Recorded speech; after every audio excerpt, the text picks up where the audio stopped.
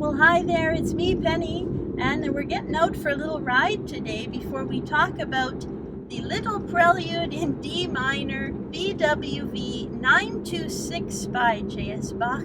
This is the one from the Little Notebook for Bach's son, Wilhelm Friedemann. And you heard me play this piece twice recently, both in its original version and also in an arrangement kind of spiced up, if you will, in the meter of 5/8. I had a lot of fun with that, and I actually think that if I only worked on this piece and nothing else for a while, I could probably eke out a number of different spiced up variations. That might be fun. But I wanted to take this opportunity to just get out of the house because I've been in there so much lately, and to give you a little ride. I like going for rides. I find it very, well, it helps my practicing and my mental health. And when you live in a place that's so beautiful as this, I'm in Fort Erie, Ontario, Canada, by the way, and you can see the waterfront out here to my left. This is Lake Erie, and just behind us is the Niagara River, which feeds into Niagara Falls, and that is not far away as well. So lots of beautiful places to ride, and these roads are quiet, 2-lane. The speed limit is, 50 kilometers, with lots of parkettes as well. I go for walks by the water most every day. And I like to also have lunch by the water as well. So yeah, we're just getting out here, and I wanted to take an opportunity to talk about this piece because I think it's a great piece to showcase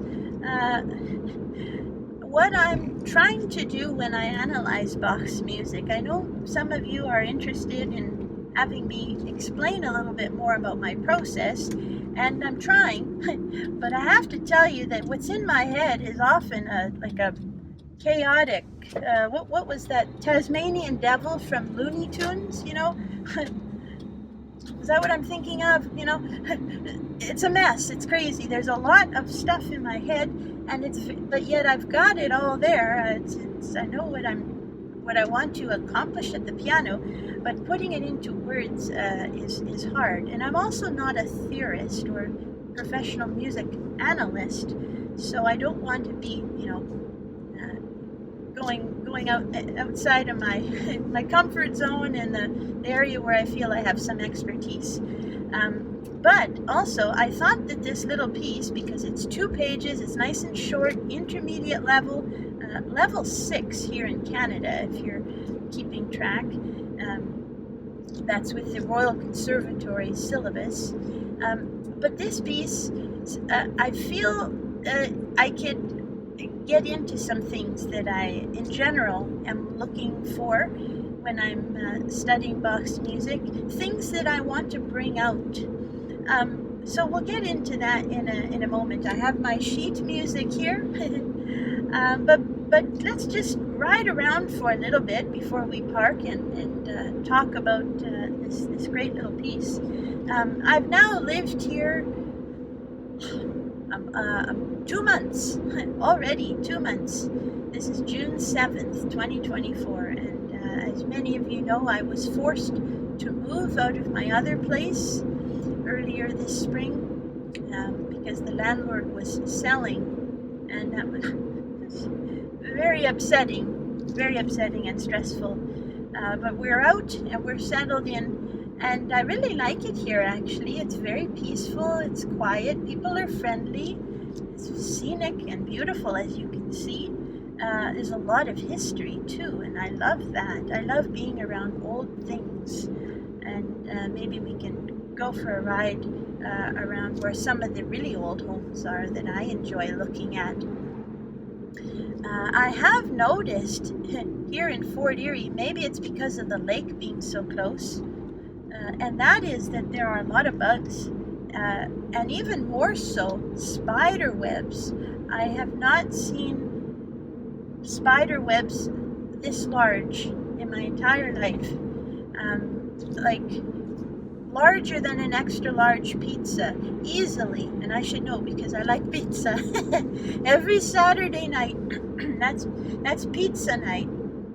My mom and I would always have pizza on Saturday night because that was when Saturday night at the movies would come on TV. This is in Ontario, and there's a channel called TV Ontario, and Saturday night at the movies was a show, Saturday nights at 8 p.m., and Elwie Oast was the host, and they would play old movies.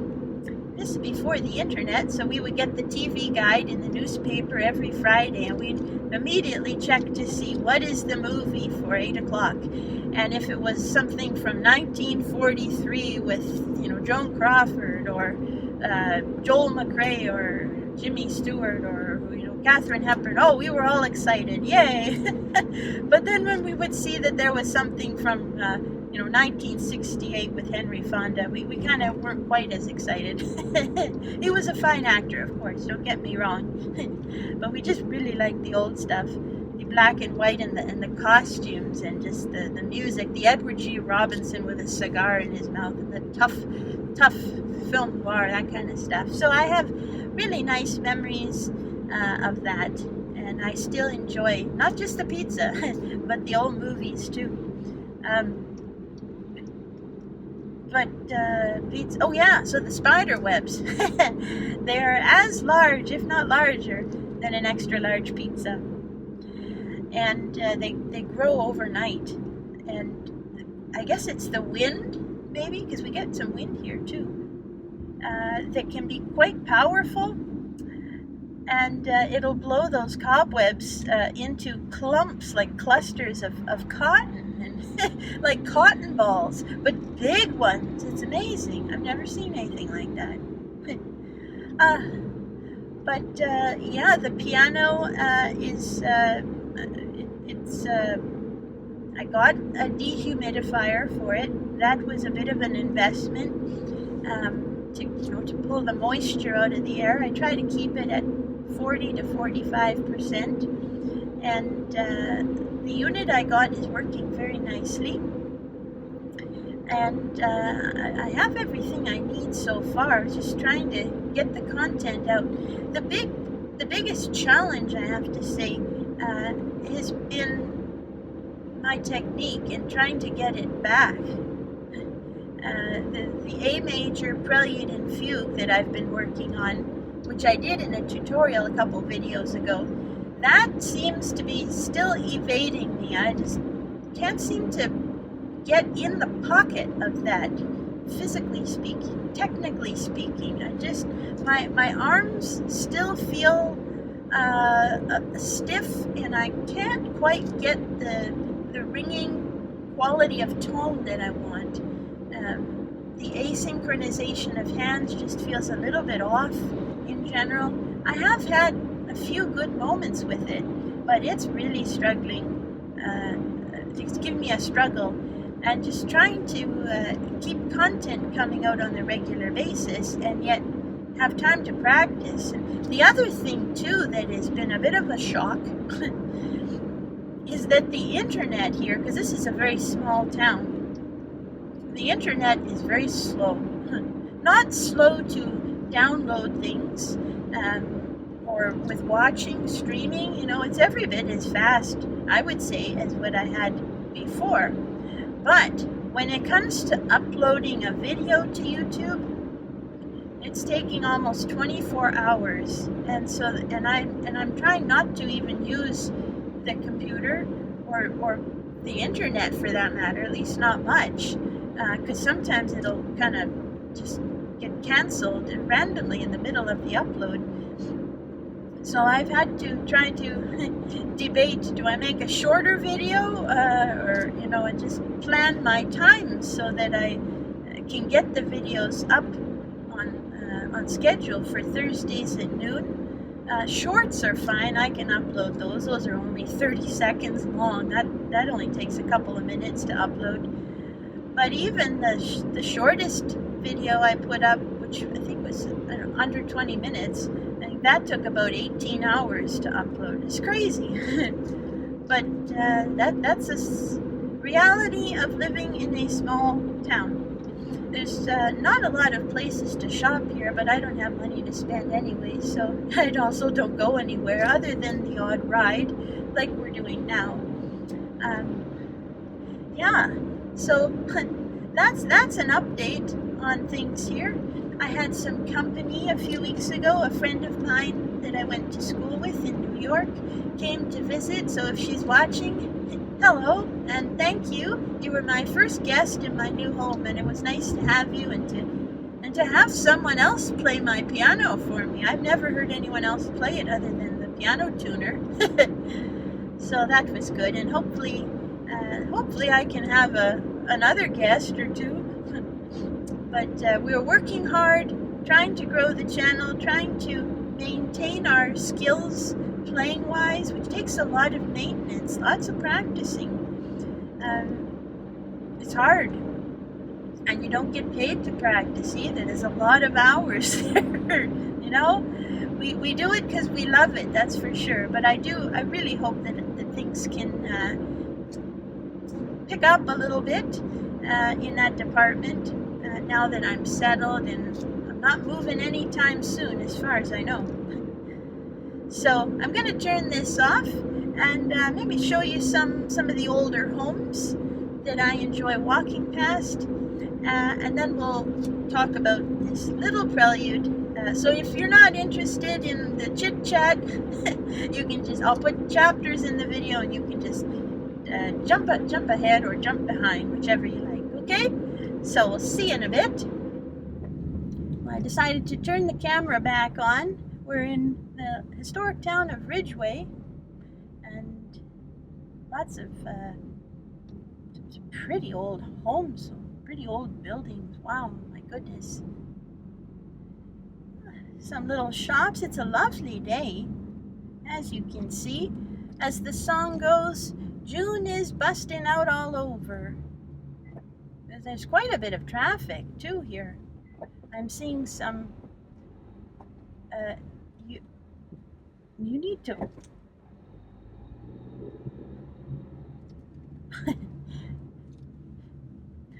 we all do it, right? We all talk as we drive. Do a little commentary. We got a post office here, and there's often quite a few New York license plates. Buffalo, New York is just across the river. You can get there in minutes. I don't know Buffalo well at all. I remember we would pass through many times on my way to school in Rochester, New York, which is just a little further east of Buffalo, and but never actually got to stop and explore the city. I know there's a lot of history there, and what I would love to see are some of the Frank Lloyd Wright buildings there. That would be great. I love his designs, and of course he was very, very much influenced by Bach's music, as well Beethoven and Mozart, but especially Bach. And I always get the sense that that is the case when I look at his designs, because of all the lines, just like voices in a Bach fugue, polyphony. Interesting. I love making connections like that with non-musical things, applying them to my practicing. I didn't have experience with other piano students who were teachers, really, who seemed to have that kind of need, compulsive need to make analogies and associations between music and non-music. Although Constance Keene, I would say she did a little bit. I have lesson notes from my time, from my studies with her back in 2003 to 2005, and I'm still trying to think about how I might share that content, because I have a lot written down, quotes of hers, tips, stories that she would tell us about famous people she knew and whatnot. So we're still figuring that out. But this is still Ridgeway. There's a mix of new and old homes here. The water, again, is not far. I'm actually looking for the beach, so I can show you that. I looked at a place out here, but alas, that was not to be. So we carry on, right? Okay, we'll check back in a few. We made it to Crystal Beach, folks. That's Lake Erie, and it's starting to get stormy. It's windy, it's rainy, it's gray. There's big waves, and that's Buffalo. Okay, let's get back in the car. Well, hi again, and here we are parked at the historic Fort Erie. You can see a little bit of it behind me over here. It did start to rain, as you saw over at Crystal Beach. But I'm parked in this nice quiet lot here, and well, you can't see it, but I can see it.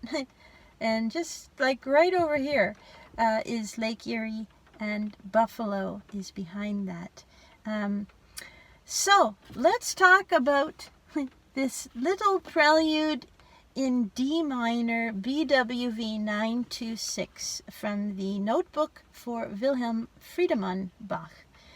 And as is the case when I'm learning any piece by Bach, I play it through, kind of trying to hands together, slowly, very carefully, just trying to get my bearings and noting what sounds stick out to my ear. And when I see a bunch of ink on the page, as we have, there's a lot of short notes, lots of black ink, and then a very extra bit of black ink there at when the 16th notes come in at measure 39. I think to myself, I go back to what my teacher Constance Keene always used to say, and that is, as pianists, we are interpreters, we are communicators of sound. That is our job, is to communicate through sound, not to play the notes. That is not what I consider my job to be, playing the notes. My job is to communicate through sound. And so that means I have to know what is it that I want my listener to hear. Even if my listener is just my teddy bear in the rocking chair, or the bird outside the window. An imaginary friend, or thousands of people viewing online or at Carnegie Hall or wherever, whoever your audience may be, we must have a sense of what is it we want them to hear in our performance, and making it our own, making it memorable, taking the markings on the page, yes, but making them our own. And so that means I have to find things in the music that either are shocking to my ear when I play it through slowly and many times hands separate and singing and whatnot. What stands out to my ear? What shocks me? What intrigues me? What sounds delight me? Some sounds in the piece may be, very dissonant and cause like some almost like anxiety or like tension, and then other sounds more consonant, more pure, that give you comfort and a good feeling, and all these things. And I have a pencil by my piano, and I always mark them in. Maybe I'll put a happy face in a passage that I really like, or a heart, as you've seen me do in places that I think are just so beautiful. Figuring out what is it that strikes you most about the piece. That is the starting point, not what is the level, what are the steps to getting 100% on the exam, on the performance exam. That is not my goal. So my goal, as I say, is to communicate through sound, and in order to do that, I have to know what it is that I find interesting and intriguing about the piece, and that I want to communicate through to the listener. And as Joseph Hoffman used to say, and my teacher was a musical descendant of him, he always used to say that, I'm paraphrasing in my own words here, of course, that the technique, we must have that. That is the concrete side of piano playing. He talked about there being two sides of piano playing, the concrete and the psychic. And the psychic is what really turns me on. But you got to have the concrete side. That's the technique side too. So that technique side he referred to as like a chest of tools where you would draw from in order to capture the what it is you want to communicate through the music, the things you want to say at your piano to the listener. And having this idea of something you want to make the listener aware of in your performance means then that some notes are naturally going to be inherently more important, shall I say, in terms of their structure, not in terms of their importance to the overall piece as a whole. No, every note on the page carries equal weight with it. But like as I was driving and looking at all the nice old houses and things, I was thinking of trying to make connections with this music. And if you think about a house or a building, there are places where there are like pillars or support beams, things that are carrying the weight so that the house doesn't fall to the ground, right? Places where there's strength being supported. They're very integral to the structure of the building in ways that the pretty curtains we might put on the house are not, right? Those are equally important to making the house a home, but in a different way. The curtains on your windows and the wallpaper on your walls are not actually holding the structure up. Right? So this is how I approach this music. Where are the places, what are the notes that are the support beams of this piece, or any piece that you play? It doesn't even have to be Bach, like anything. What notes are holding it together? And then what notes are the curtains on the windows and the wallpaper and the tea cozy on your teapot and all these little, the pillowcases, all this stuff. And so that is my underlying approach. And I try to keep it creative and fun because, as I say, I want to communicate through sound. There's endless possibilities too. I have to say, as I keep saying, that I am not a music theory teacher.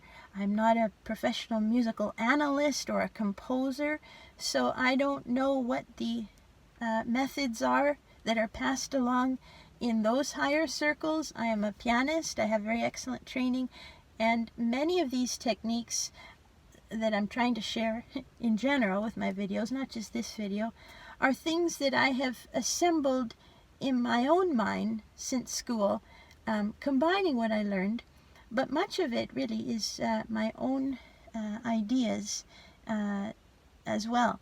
My teachers, especially at Eastman School of Music, showed me a lot about how to use the body, how to create different colors of sound, how to rotate and use different parts of the finger to create different qualities of touch and tone. And my teacher at Manhattan School of Music also taught that, although to a lesser extent. She was more about the individuality of piano playing, and a lot of these ideas did come from her. I've just sort of reshaped them over the years. And so in this little D minor prelude, there's a lot of notes, right? What do I notice first? Well, as is often the case in Bach, the tonic is something to be firmly established. We saw that in the recent video devoted to the little G major minuet from the notebook for Anna Magdalena Bach. It happens in a fugue, where the subject is establishing the tonic, using scale degrees 1 and 5. This is not a fugue. It's not really even imitative music. But we get these 2 bars, actually 6, 7, 8 bars, the first 8 bars of this piece, essentially, in the macro level of listening, I see as all D minor. I see a pattern in the right hand. It's like basically almost, anyway, non-stop for 75% of the piece.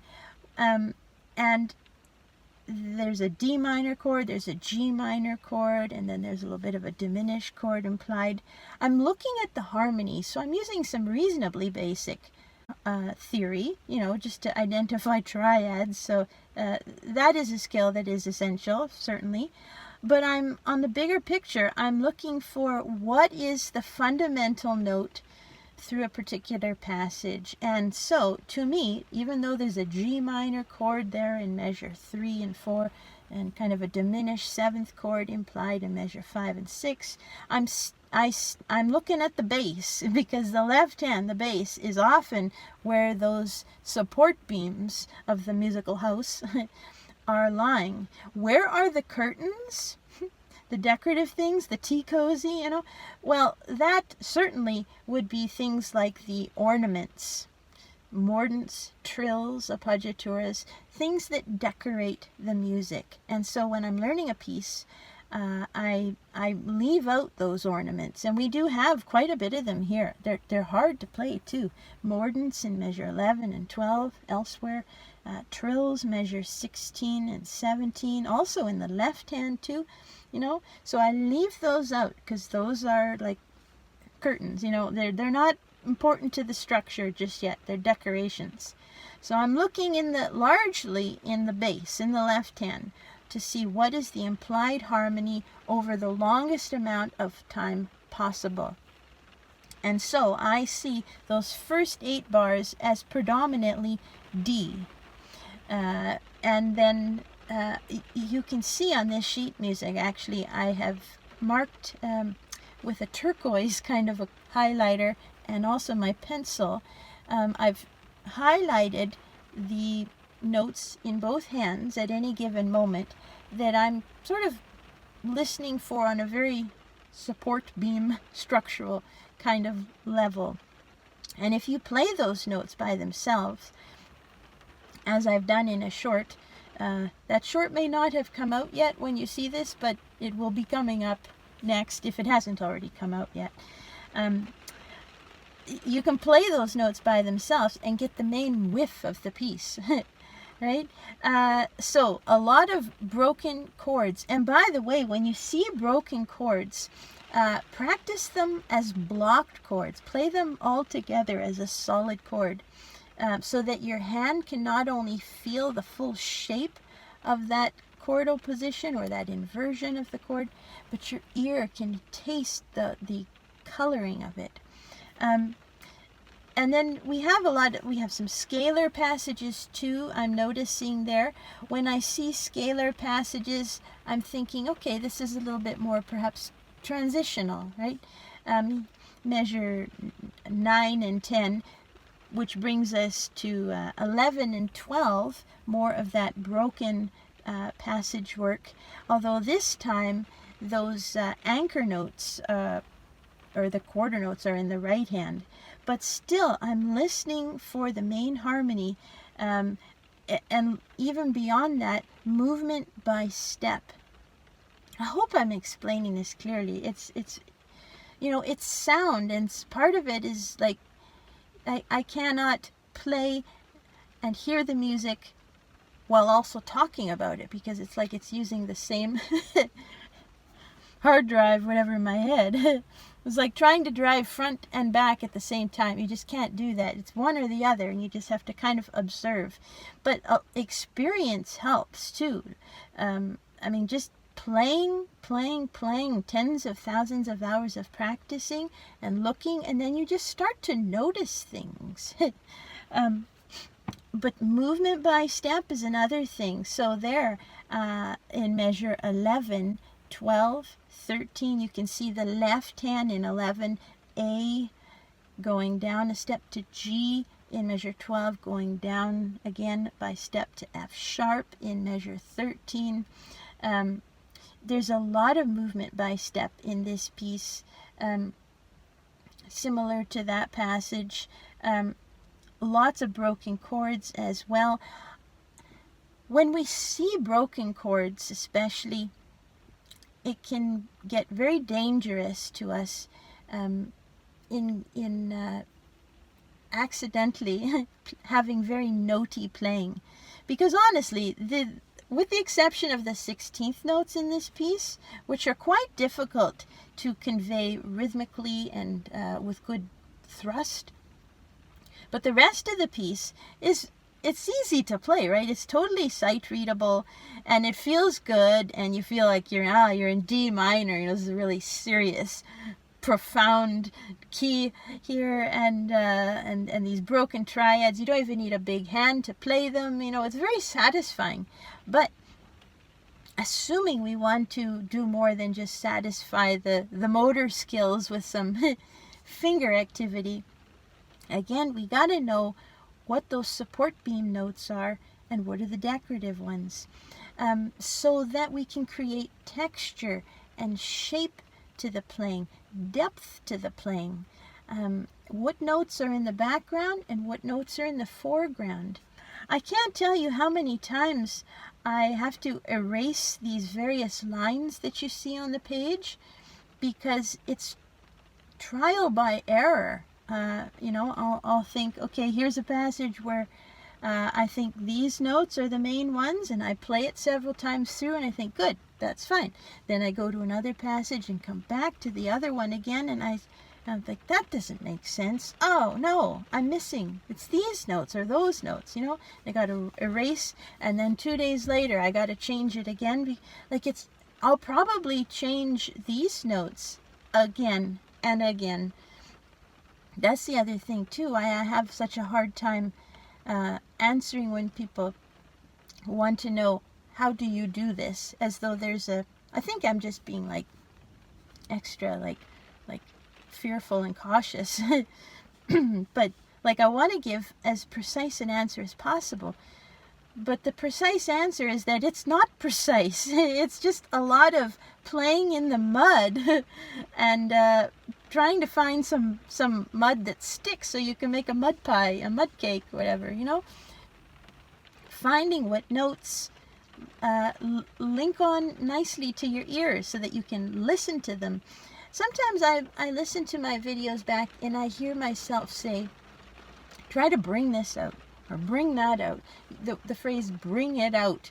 And then I was thinking maybe that's something I should make more clear. If you're bringing out something, we're going to bring out the good dishes because company's coming. At the piano, when we're saying bring out, we're meaning that we want certain notes to be heard more than others.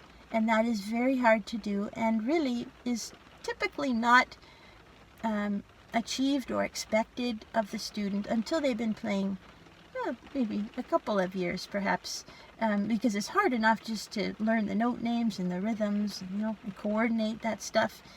But bringing notes out, and again, what are those notes? What's in the foreground? What's in the background?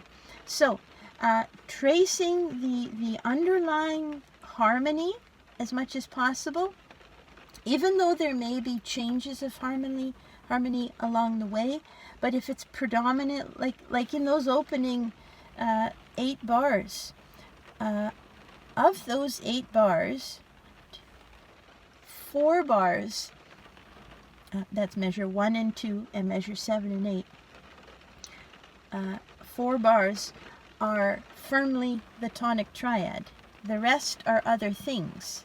But I try not to get hung up on that. We can't get hung up on that kind of thing. You have to see that, okay, 50% of those first 8 bars is a D minor harmony, but in the rest of those bars, there's a D in the bass, and sometimes there's even a D within the chord, like a common tone. D is common between a D minor chord and a G minor chord.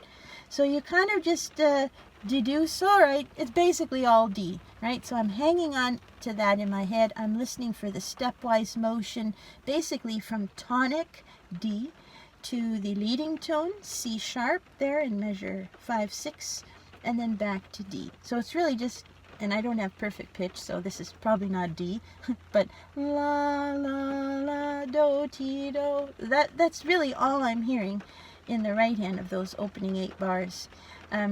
It's harder to explain so clearly some of the other passages of the piece, which is why I have these turquoise colored highlighted bits there for you. I'm also very aware when I'm trying to find the notes that I want to bring out, where will there be a climax or a high point in the piece, right? And we can see, we all know there's those perilous 16th notes that come in at measure 39 before the final 1, 2, 3, 4, 5, 6 bars at the end there, where it's in a more returned texture similar to the opening. And that's kind of the wind down of the piece. You can, even without hearing it or playing it through, you can see, okay, that's like the closing of the story, the moral of the story, right? The coda kind of thing. And then those 4 bars of 16ths there from 39 to 42. Those are like neon lights flashing in my head when I see those. Like, that is a note to me, note to self. Bach is displaying fireworks here. That must be very exciting, full of spin and sparkle and propulsion and great virtuosity. It is reminiscent, as someone said, of the Chromatic Fantasy and Fugue, which I have not played. I don't particularly care for that piece, I'll be honest with you. I really love this piece. But it's the same kind of idea there, the sudden bursting out. He does that in like the C minor toccata too. It happens from time to time, out of nowhere, just outburst of virtuosity. So we have to be mindful of that. And the build-up, you notice the build-up basically from about measure 21, where we got an A major chord there. I'm checking the time here. We got an A major chord there, that's the A in the bass for 4 bars, 21 to 24. I'm hanging on to that in my ear. When you see something get repeated over and over, like a tonic pedal or a dominant pedal, that is important. That's structural, you know, especially when it's tonic or dominant. I'm listening for that, and the C sharp in the right hand, which is completing that third of the chord, A major. And that brings about some very juiciness in the middle of this piece there. More stepwise motion. So the F of the right hand, measure 25, again to 26, then going up, it's going up this time, still by step, to F sharp. We got 2 bars of that, measure 27, 28. And then even though there's another F sharp in 29, I'm noticing there's a G, and that's primarily a G minor harmony there. So that's where the F sharp in 28 is going, to the G. And you can see then through 30, I'm hearing the D going to the E flat in 31. And let's face it, E flat in the key of D minor, that's flat too. That's a shock. It's like suggesting Phrygian mode. That's like very wild, very wild. This E flat in 31 it's just like, at least to my ears, you can see I'm getting excited. It's very shocking, huh? Wow. And hello, that makes sense, right? Because it's leading up to that outburst of fireworks there with the 16th notes at 39. So that too, we have to sort of, from a dramatic standpoint, we have to keep in mind that we want to not let all our cards out or let the cat out of the bag too early on in the performance. We want, at least for me, I want to create that intensity where I'm able to convey the groundedness of those tonic pedals in the opening 8 bars, as we said, still with a kind of burning intensity, but contained. And also, too, how we play the mordents there in the left hand. Now, this is getting back to the decorations or the curtains on the window as opposed to the support beams holding the building up. But how we play those ornaments, too, can also impact how we, these notes that we want to bring out. And so I like a nice tight mordent here with using the first joint of the finger for a very crisp, clean sound, like snappy, shiny buttons there, right on the beat. And that can help too to enforce the tonic, which I think is the underlying message of those first 8 bars. We have a little sequence too there from 15 to 18. As well, 9 through 14. So these are things that you can notice when you're either listening to the piece before you learn it, or you're just sort of hacking through it in the opening stages. To me, sequences, whenever we have them, we don't have any on the second page there with all the chromaticism and then those 16ths. When I see a sequence in Bach, to me that suggests lightness, less demand placed upon the listener, because they're repetitive. They're quite easy to listen to. They're quite catchy. Sequences are, and so I bracket those off too, because that helps me in determining my analysis of what do I want to bring out. I usually try to kind of lighten my tone. In this case, this sequence at 9, it's got like scalar-like descending passage in the right hand. So I try to do a little bit of overlapping finger pedal kind of thing to create a broader gesture from those tight, like electrocution mordents of the opening. So a little bit of contrast, and contrast of your touch and tone can go a long way in helping you to find these structural points to bring out.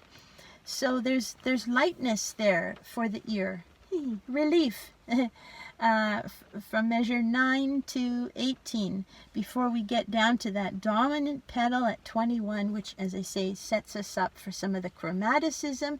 And you want to sing those notes too. When you see these passages, even like the opening 8 bars where it's all D, play the part, both hands together, but also sing that tonic note so that you can hear it throughout. It'll help to ground you and to give you a feeling that you're like anchored to the fundamental sonority. And same thing with the dominant pedal at 21. Any of these notes that I've highlighted in green are notes that I sing, especially in the right hand there through 26, 27, the chromatic bit that I was talking about. And you want to, especially as it's getting chromatic and ascending, that's where you want to intensify your tone too. So it's not just looking for the main harmonies or the main notes to bring out, but also changing your touch, doing something physically with your body to make the sound different, so that your sequential passages at measure 9 to 18, 19, sound different from your building intensification of chromaticism at 26 through 38 there, in that final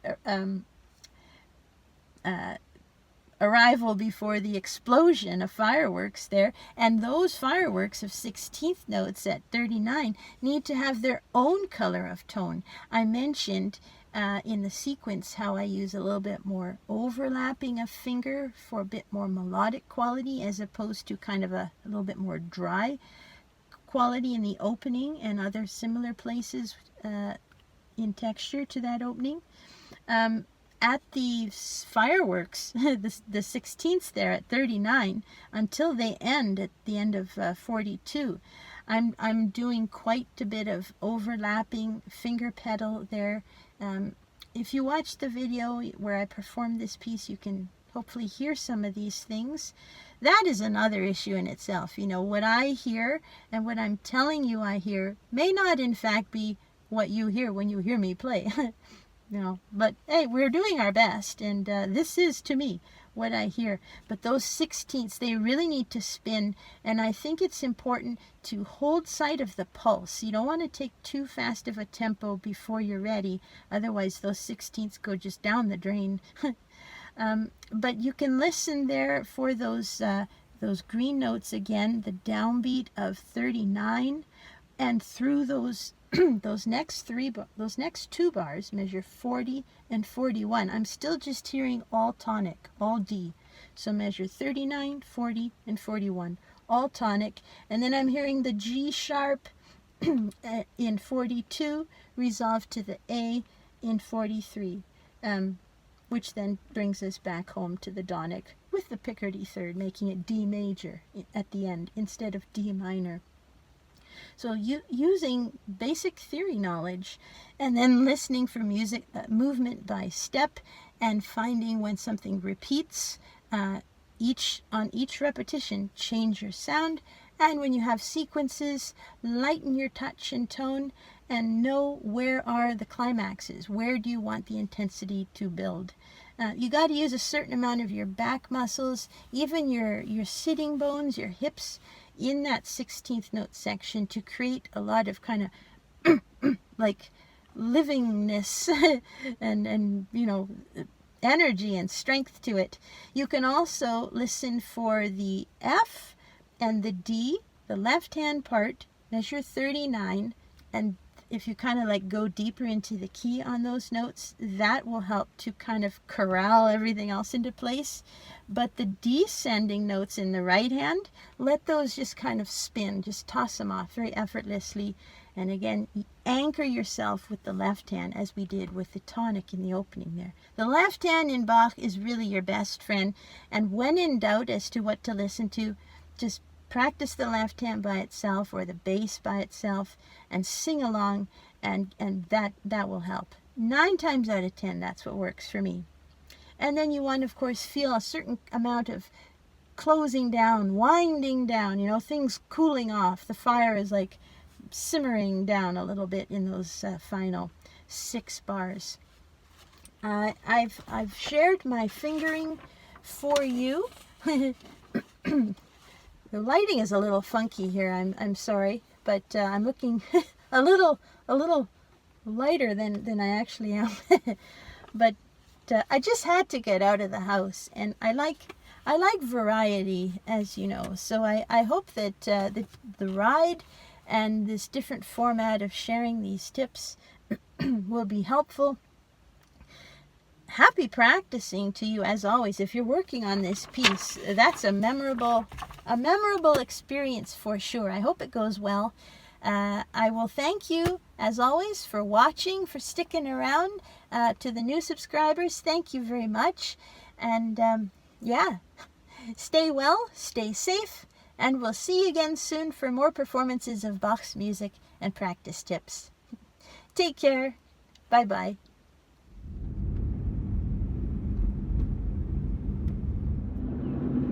Now we're back on the road again. Just a few seconds here.